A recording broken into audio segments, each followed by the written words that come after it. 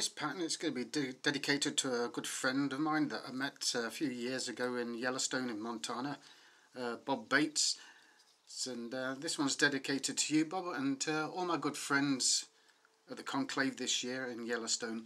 So what we're going to do is using a size 10 Camasan B175 hook and a Viva 16-0 claret thread, we just put in the thread onto the body. For the tail, what I'm going to be using is a claret cock pheasant.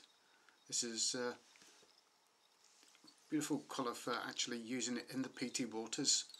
Shows up really well. So tail roughly about length to length and a quarter of the hook itself.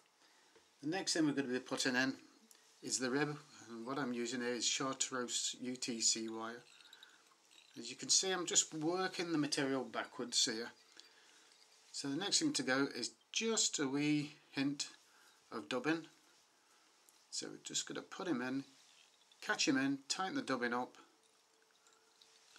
come up a couple of turns backwards and then come forward again. Next thing we're going to do is the body itself, and what I'm using there, this is picric dyed Charlie hair. So we're just going to get that onto the thread, couple of turns, tighten him up, come back a wee touch, tighten the dubbing up again. I'm just working it forwards like that. Take any excess off, tighten. What we're going to do now is just to remove that waist. So take that off there. Next thing is a body hackle, and what I'm going to be using, it's a picric dyed saddle. So just going to catch that in, and then we're just going to wind it in, just 4 turns, coming backwards. So just equal spaces, coming back like such. Once it's in there, get hold of a wire, and we're just going to catch that in, and 4 turns, just coming back up the body, just to lock everything in. Once that's in, secure the wire, remove the waist and the wire, and what I do now is I get my Velcro brush, and we're just going to tease out that dubbing. We want that dubbing just to blend in with the hackle. So give them a good brush, and once we've done that, we're just going to brush those hackles backwards just to streamline the fly. Next thing we do, the bronze mallard. This is the picric bronze mallard. So we're going to take a slip, trim off the flue. Once we've got our flue out, we fold the bronze mallard in half, hold it in so it's just behind the tail, catch him in there, and then what we're going to do, we're just going to roll that in, and you can see what's happening there. That's just winding in around the fly itself.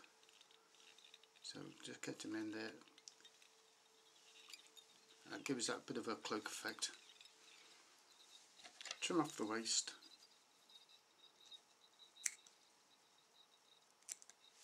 Once we've got all that off, just going to secure all that in. Bring the thread back. To finish the fly, what we're going to do is take another slip between 15 and 20 mil of the thickness of the bronze. Trim off them flues. The reason we'll trim off them flues here is to enable us to fold the bronze mallard, especially if you're going to be winding it round there. It takes that wee keratin slip off. So what we're going to do now is just put the wing on the top, coming back to the tail, lay it on the top, finger and thumb just to pull it down on each side, just to give that cloak effect. Pinch and loop, get a few wraps just to secure him in. Once he's in, we're just going to trim off the waist, build up the head of the fly,